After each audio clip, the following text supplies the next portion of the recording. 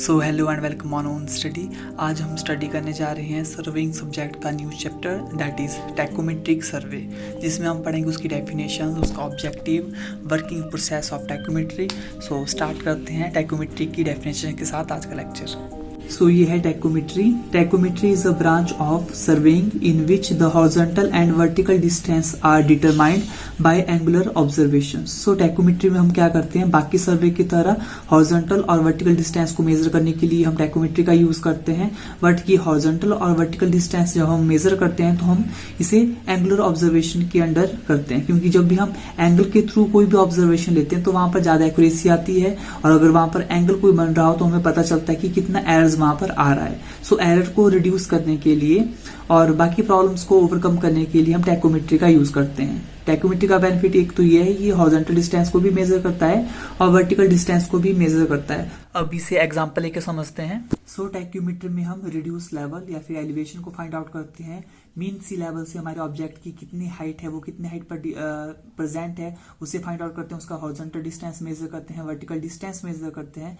जिस तरह से हम सर्विंग में बाकी के सर्विंग करते थे, डंपी लेवल से हम वर्टिकल डिस्टेंस मेजर करते थे और थियोडोलाइट से हम हॉरिजॉन्टल और वर्टिकल डिस्टेंस मेजर करते थे, वैसे ही हम टैकोमेट्री में भी किसी ऑब्जेक्ट का, किसी भी बिल्डिंग का हॉरिजॉन्टल डिस्टेंस या फिर वर्टिकल डिस्टेंस मेजर करेंगे अपने इंस्ट्रूमेंट से। बट इसमें क्या होता है, हम एंगल के साथ मेजरमेंट लेते हैं ताकि वहां पर कोई भी एरर्स आए हैं तो उस एरर्स को हम रिड्यूस कर पाए। सो इसलिए हम टैकोमेट्री का यूज करते हैं और ये ज्यादा बेनिफिशियल होती है एज कम्पेयर टू बाकी सर्वे के। अब अगर हमें अपना सर्वे इजीली कंप्लीट करना है तो हम हमेशा प्रेफरेंस देते हैं टैकोमेट्री को ही, क्योंकि टैकोमेट्री में एक तो वर्टिकल डिस्टेंस भी मेजर हो रहा है और हॉरिजॉन्टल डिस्टेंस भी साथ में मेजर हो रहा है। सो हम प्रेफरेंस इसको ही देते हैं। अब देखते हैं एग्जाम्पल के थ्रू कि किस तरह से ये वर्क करता है। अब जब भी हम सर्वे करते हैं किसी भी सरफेस के ऊपर, तो आपने देखा होगा कि हम सबसे पहले तो अपना स्टेशन को, अपने इंस्ट्रूमेंट को सेटअप करते हैं, डंपी लेवल, कॉटर लेवल को हम सेटअप करते हैं और उसके कुछ दूरी पर हम जहां तक हमें मेजरमेंट लेनी होती है वहां तक हम अपने स्टाफ को सेटअप कर देते हैं। बाकी सर्वेइंग में हम स्टाफ का यूज करते हैं और टैकोमेट्री में हम इसे बोलते हैं स्टेडिया रॉड। स्टेडिया रॉड भी स्टाफ की तरह ही होती है, बट हम टैकोमेट्री में इसको नाम दे देते हैं स्टेडिया रॉड। अब जिस पर्सन ने इस रॉड को पकड़ा है, स्टेडी रॉड को पकड़ा हुआ है, अगर वो हल्की सी भी रॉड टिल्ट हो जाती है, सपोज ये आपके पास ओरिजिनल पोजीशन होनी चाहिए थी हमारे स्टाफ की, हमारे स्टेडिया रॉड की, बट जिसने ये रॉड को पकड़ा हुआ है उसने हल्का सा इसको टिल्ट कर दिया, क्योंकि जब भी हम सर्वे करते हैं काफी लंबे टाइम तक किसी भी पर्सन को ये जो रॉड है, स्टेडिया रॉड है या फिर स्टाफ की रॉड है, इसे पकड़ना पड़ता है। कई बार क्या होता है कि वहां पर थोड़ी सी डिफ्लेक्शन उससे हो जाती है, क्योंकि लगातार इसको हमने पकड़ा होता है। यहाँ पर जो आपके पास ये हल्का सा टिल्ट होकर, ये ओरिजिनल पोजीशन थी स्टाफ की और ये हल्का सा टिल्ट होकर यहाँ पे इसने कुछ एंगल बना दिया हुआ है। ये जो थीटा आया हुआ है इसे हम बोल रहे हैं ये हमारे पास एरर है। ये जो एरर यहाँ पर आ रहा है, इस एरर को ओवरकम करने के लिए, इस प्रॉब्लम को ओवरकम करने के लिए और बताने के लिए कि कितना अमाउंट ऑफ एरर्स, कितना अमाउंट ऑफ थीटा की वैल्यू यहाँ पर आई हुई है, इसके लिए हम टैकोमेट्री का यूज करते हैं। प्लस अगर हमको इस प्रॉब्लम को शॉर्ट आउट करना हो, टिल्टिंग की प्रॉब्लम को शॉर्ट आउट करना हो, तब भी हम टैकोमेट्री का यूज करते हैं, क्योंकि टैकोमेट्री में एक्यूरेट मेजरमेंट के साथ हम vertical distance as well as horizontal distance हम मेजर करते हैं किसी भी ऑब्जेक्ट का। ये है मेन प्रोसेस ऑफ टैकोमेट्री। अब समझते हैं इंस्ट्रूमेंट यूज्ड फॉर टैकोमेट्री। कौन कौन से इंस्ट्रूमेंट हम यूज करते हैं टैकोमेट्री के लिए, वो है आपके पास टैकोमीटर, लेवलिंग और स्टेडिया रॉड। स्टेडिया रॉड को हम स्टाफ रॉड भी बोलते हैं, फिर स्टाफ भी बोलते हैं। बाकी सर्वे में हम स्टाफ का यूज करते हैं वर्टिकल डिस्टेंस को मेजर करने के लिए, बट हम यहाँ पर टैकोमेट्री हम स्टेडिया रॉड बोलते हैं स्टाफ को, और टैकोमीटर भी समझते हैं कि टैकोमीटर होता क्या है।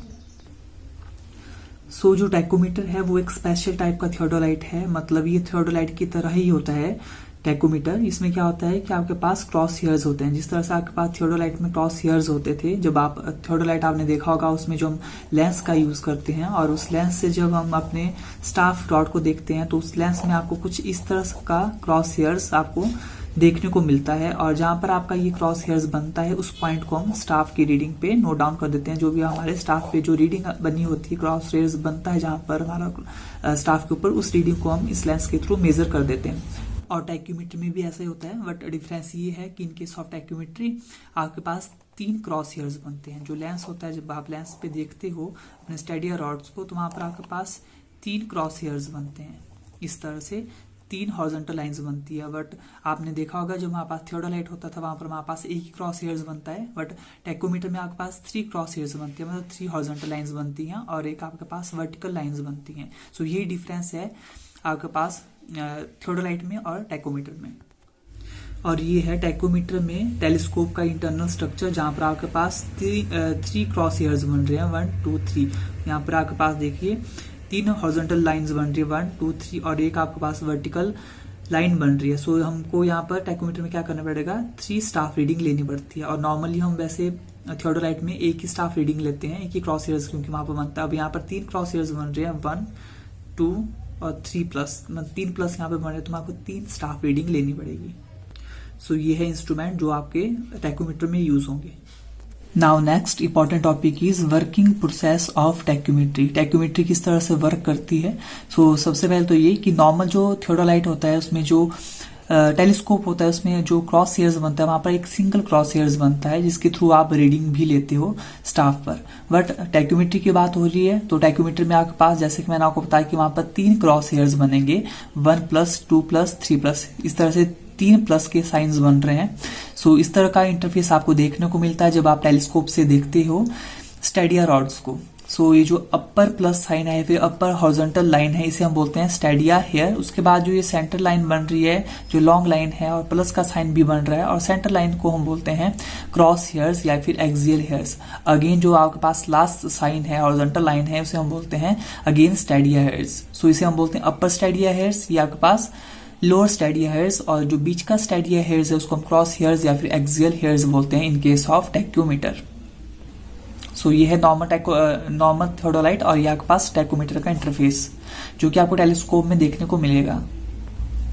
अब जब आप सर्वे करोगे तो सर्वे आप बाकी की तरह ही करोगे, या आपने यहाँ पर अपना इंस्ट्रूमेंट को सेटअप कर दिया हुआ है, और यहाँ पर हमने अपना इंस्ट्रूमेंट को सेटअप किया है, ये आपके पास ऑब्जेक्ट पीस है, ये आपके पास आई पीस है, और फॉरवर्ड आप आगे जो है सर्वे कर रहे हो, कोई भी ऑब्जेक्ट को, कोई भी बिल्डिंग को मेजर कर रहे हो। तो सबसे पहले तो स्टेप हमारे पास क्या रहता है नॉर्मली, कि हम क्या करते हैं, अपने टेलीस्कोप को जो यहाँ पर है उसको बैकवर्ड टर्न करते हैं, और बैकवर्ड में हम एक बेंचमार्क लेते हैं। बेंचमार्क का मतलब होता है permanent point from mean sea level से हाइट, किसी भी परमानेंट पॉइंट की मीन सी लेवल से हाइट इसकी कितनी है, 900 मीटर है, जितना भी एज्यूम कर सकते हो आप। सो सबसे पहले हम टेलीस्कोप को टर्न करते हैं और बैकवर्ड हम वहां पर बेंचमार्क को लेते हैं, और उसके बाद बैक साइड को मेजर करते हैं, हॉरिजॉन्टल हाइट ऑफ इंस्ट्रूमेंट को मेजर करते हैं। अब क्योंकि यहाँ पर आपके पास 3 क्रॉस हेयर्स बनते हैं टेलीस्कोप में, तो यहाँ पर 3 ही रीडिंग्स आपको देखने को मिलेगी, और 3 ही रीडिंग आपको मेजर करनी पड़ेगी। यहाँ पर 1 plus here, 2nd plus here और 3rd प्लस हेयर्स, ठीक है। Upper stadia hair, lower stadia hair, और ये आपके पास क्रॉस हेयर्स या फिर स्टेडिया एक्सियल हेयर्स यहाँ पर बनता है। तो 3 रीडिंग आपको लेनी पड़ती है, बेंचमार्क आपको कैलकुलेट करना पड़ता है, और बैक साइड और हाइट ऑफ इंस्ट्रूमेंट भी कैलकुलेट करनी पड़ती है। सो इतना कैलकुलेट करने के बाद आप अपने टेलीस्कोप को आगे फॉरवर्ड टर्न कर दोगे, और उसके बाद जहां पर आपने अपनी स्टेडिया रॉड को लगाया हुआ है या फिर स्टाफ को लगाया हुआ है, वहां पर फिर से आपको रे ऑफ लाइट 3 जाएंगी, क्योंकि यहाँ पे 3 क्रॉस हेयर्स बन रहे हैं, 1 2 3, तो वहां पर आपको 3 रीडिंग्स लेनी पड़ेंगी। ये आपके पास बैक साइड है, तो मैंने यहाँ पर स्मॉल a b c से किया हुआ है, फॉरवर्ड मैंने इसको कैपिटल A B और C के साथ किया हुआ है। यहाँ पर जो आपके पास कैपिटल S है, कैपिटल S आपके पास difference between A to B है, A से लेकर B तक का डिस्टेंस जो आपके पास कैपिटल S है। यहाँ पर C पॉइंट पर आपके पास S2 है, मतलब 2nd स्टेडिया हेयर्स, उसके बाद S1 है 1st स्टेडिया हेयर, और S3 का मतलब है 3rd स्टेडिया हेयर्स, जहां पर आपके पास हेयर्स स्टेडिया हेयर बनेंगे, प्लस के साइन बनेंगे। तो इस तरह से नेमिंग मैंने यहाँ पर दे दी हुई है। बी आपके पास रिड्यूस लेवल है, बी जहां पर आपको रिड्यूस लेवल कैलकुलेट करना है। डी आपके पास डिस्टेंस है इंस्ट्रूमेंट से लेकर, सो इंस्ट्रूमेंट से लेकर बी तक का डिस्टेंस आपके पास डी डिस्टेंस है, जिसे हमें कैलकुलेट करना पड़ता है। सो सबसे पहले तो इस डी डिस्टेंस को निकालने के लिए स्टेडिया हेयर्स में, टेक्यूमीटर में इस डी डिस्टेंस को निकालने के लिए हमारे पास एक स्टैंडर्ड फॉर्मूला होता है, D = K capital S plus C। यहाँ पर जो आपके पास डी डिस्टेंस आपको पास पता है इंस्ट्रूमेंट से लेकर आपके पास जहां पर आपको जिस पॉइंट पर आपको रिड्यूस लेवल निकालना पड़ता है वो डिस्टेंस आपके पास D है, K आपके पास मल्टीप्लाइंग कांस्टेंट है, और S आपके पास A से लेकर B तक का डिस्टेंस है, और C है आपके पास एडिटिव कांस्टेंट। अब एग्जाम्पल लेके समझते हैं। अगर हमें फाइंड करना है reduce level of B point, यहाँ पर आपको जो बी पॉइंट है इसका रिड्यूस लेवल आपको फाइंड आउट करना है कि ये वाला बी पॉइंट जो है आपके पास मीन सी लेवल से कितनी हाइट पर प्रेजेंट है। तो रिड्यूस लेवल निकालने के लिए पॉइंट का हमें क्या करना पड़ेगा, ये इजिली हम फाइंड आउट कर सकते हैं। जैसे हम सबसे पहले क्या करेंगे, बेंचमार्क हमें पता है, इधर देखिए हमें बेंचमार्क का पता है और बैक साइड का भी हमें पता है। सो हम क्या करेंगे, benchmark plus back side minus में S2, ठीक है, क्योंकि जो आपके पास बैक साइड है वो सेंटर लाइन है। सो सेंटर लाइन आपके पास S2 के साथ मीट हो रही है फॉरवर्ड जब आप ऑब्जेक्ट पी से अपने स्टडी रॉड्स को देख रहे हो। सो हम क्या करेंगे यहाँ पर benchmark plus back side minus में S2, ठीक है, जो कि मैंने यहाँ पर भी लिखा हुआ है for calculation of reduce level of B, reduce level of benchmark plus back side minus में S2 प्लस C। और C हम तभी लेंगे अगर हमारे पास जो वैल्यू है D की जो वैल्यू है, यहाँ पर जो हमारे पास D की वैल्यू होगी, अगर D की वैल्यू हमारे पास ज्यादा है 195.5 किलोमीटर पर square, that is 195.5 kilometre square से अगर वो ज्यादा है तो हम C की वैल्यू को नेग्लेक्ट करते हैं, अदरवाइज हम इसको ऐड करते हैं। सो ये आप देख लें, अगर D की वैल्यू यहाँ पर ज्यादा आ रही है तो हम इसको नेग्लेक्ट करेंगे, अदरवाइज हम C की वैल्यू को यहाँ पर लिखेंगे। सो इस तरह से हम रिड्यूस लेवल ऑफ B को कैलकुलेट करेंगे इन केस ऑफ टैक्यूमीटर। सो बस आपको इसका D का फॉर्मूला पता होना चाहिए और इस प्रोसेस का पता होना चाहिए कि कहाँ पर आपको C अप्लाई करना है, किस कंडीशन में अप्लाई करना है। बाकी प्रोसीजर और फॉर्मूला आपका सेम रहेगा। सो इस तरह से पूरी प्रोसेस कैलकुलेट होगी। आई होप आप सभी को ये समझ आया होगा। और नेक्स्ट लेक्चर में हम पढ़ेंगे थ्योरी ऑफ टैक्यूमेट्री, और टैक्यूमेट्री चैप्टर भी डिफरेंट पार्ट्स में कंप्लीट होगा। सो कंपल्सरी है कि आप सारे के सारे पार्ट्स को देखें और अपने डाउट्स क्लियर करें।